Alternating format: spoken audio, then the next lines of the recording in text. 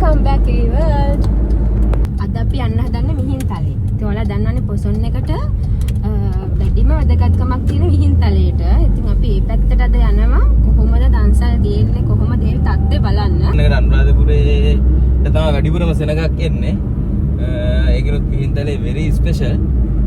අපි යනවා ඉතින් මිහින්තලේට දන්සල් ගන්න. දැන් අපි එහාට ගිහින් හම්බෙමු. මෙතනත් දන්සලක් තියෙනවා.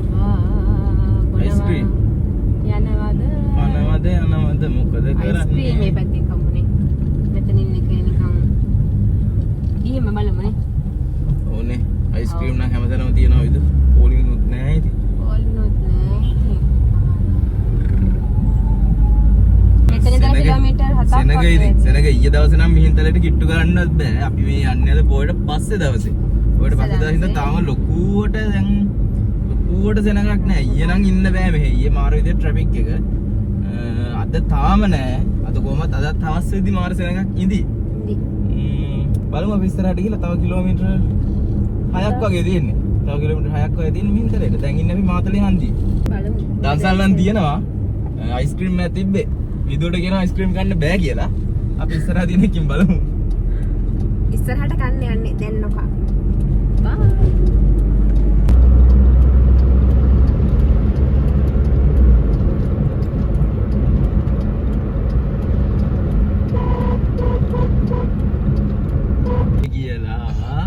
බද්දන්සලක් තමයි. එතන තිබ්බ බද්දන්සලක්. දැන් බත් කන්න ටයිම් එක නෙමෙයි දැන් ඉතින්. ඒ නිසා අපි යනවා ඉස්සරහට. බලමු මොනවද තියෙන්නේ කියලා. දැසේ රැඳීමා සෙවනැල්ලේ වෙලි මේ හින ගානේ මහලන් වෙවි මගේ දෑත පසු පාසින් හොය දෑත තියෙන්නේ රජරට යුනිවර්සිටි එක. ඒකෙත් නම් දන්සලක් දෙන්න හදන්නේ සිසිල් බීම මං හිතන්නේ නේ. අයියෝ. අපිට විශ්ුණා ඒක. රජරට යුනිවර්සිටි එක මිහින්තලේ තියෙන්නේ. ඕකේ. දැන් අපි මිහින්තලේ දෙය කියන්නේ ඉන්නේ. ඔව් දැන් අපි මිහින්තලේ ටවුන් එක කිට්ටු ඉන්නේ. ටවුන් එක කියන්නේ මිහින්තලේ හන්දිය. අසලා රජ කිරුල මොකද්ද? මංචි.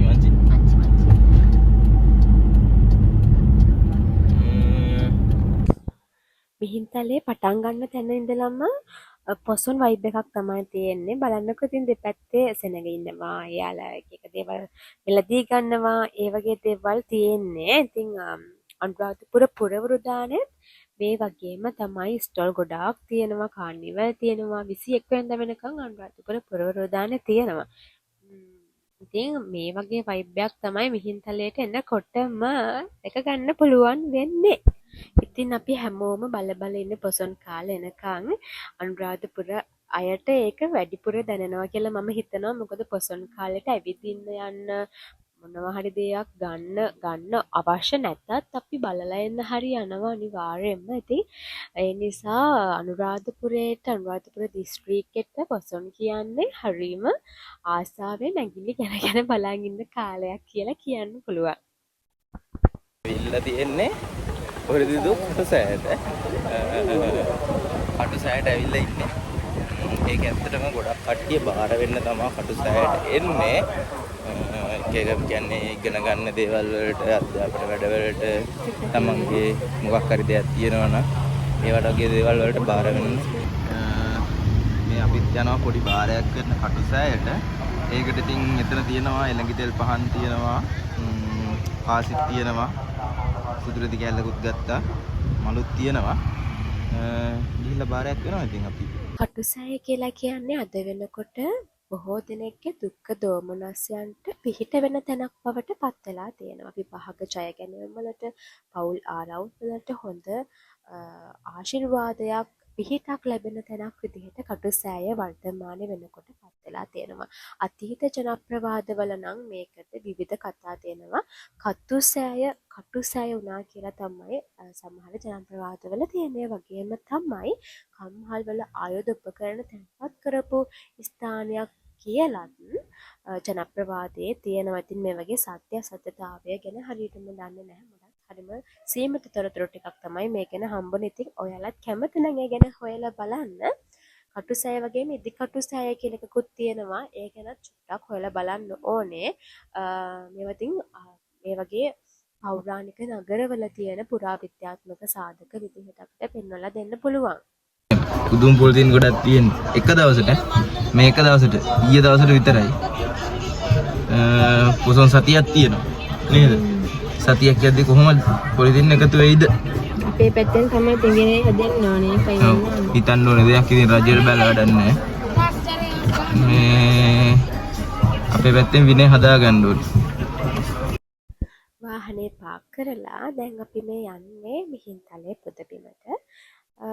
ඉතින් සෑහෙන සෙනඟක් හිතුවේ නැති වුණත් 11 වෙනිදා සෑහෙන සෙනඟක් හිටියා. ඉතින් අපි පොඩ්ඩක් පුදබිම ඇතුළට යන්න තමයි මේ සූදානම් වෙන්නේ. මේ තියෙන්නේ යන අතරමඟ පාර. පෝය දවසට පහුවදත් අපි හිතපු නැති විදිහට සෙනඟ ගොඩක් හිටියා. හැමෝම ඉතින් පොසොන් කාලෙනේ එන්නේ මිහින්තලේ වැඳ පුදා ගන්න. ඉතින් අපිත් ගියා පොසොන් එකටම මේ පැත්තට. මොකද කලින් ගිහින් නැති නිසා. මෙතනින් තමයි මිහින්තලාවට නගින්න පටන් ගන්නෙ. මම මීට කලින් දෙතුන් වතාවක්ම ගිහින් තියෙනවා. අද අපි දෙන්න යන්න තීරණය කළේ නැහැ. මොකද සෙනඟ ඉන්න නිසා සහ ඒ වෙලාවේ තිබ්බ අවුව නිසා අද නැතුව වෙන දවසක යන්න තීරණය කරා. මොකද ඉතින් අපි තාමත්ම ආසන්නයි මිහින්තලේ. ඉතින් ඒ නිසා වෙන දවසක නැවත වැඳ පුදා ගන්න තීරණය කරා.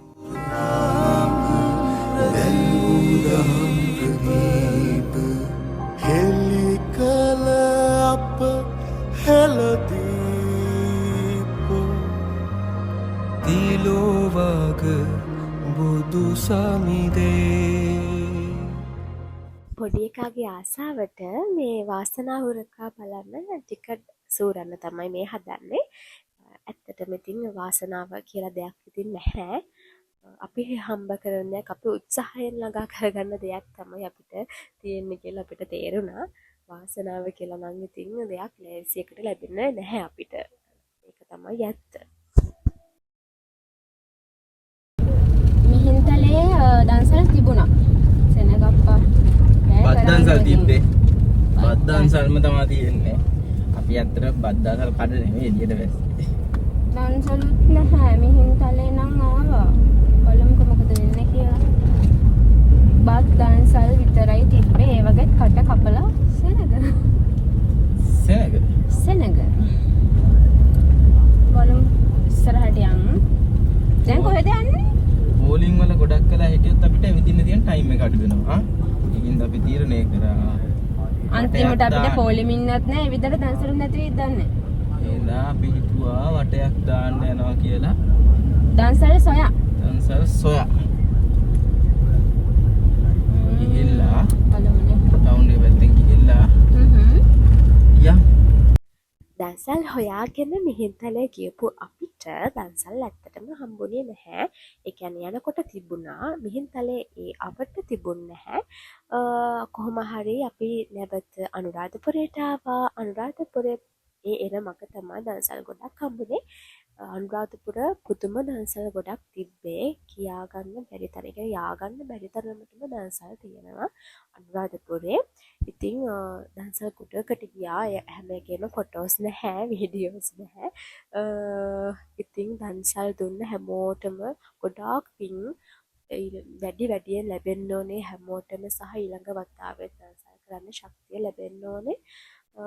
ඉතින් කිසිදු දවසක කුසගින්නක් නොදැනේවා කියලා අපි ප්‍රාර්ථනා කරනවා ඒ දන්සල් දුන්න සියලුම දෙනාට. හරිම සතුටින් ඉතින් හිතා දවසක් ගත වුණා. කොහොම හරි මිහින්තලේ ගිහුව අපිට උනේ ඔන්න ඕක තමයි. අපි ආයෙ දවසක ලස්සන වීඩියෝ එකකින් හමු වෙමු. විවි වර්ල්ඩ් එක හැමදාම ඉන්න අපිව සබ්ස්ක්‍රයිබ් කරන්න, channel එක සබ්ස්ක්‍රයිබ් කරන්න, bell icon එකත් ක්ලික් කරන්න, කමෙන්ට් එකක් දාන්න. හැමදාම විවි වර්ල්ඩ් එකත් එක්ක ඉන්න කියලා ආදරයෙන් ආරාධනා කරනවා යාළුවා හැමෝටම.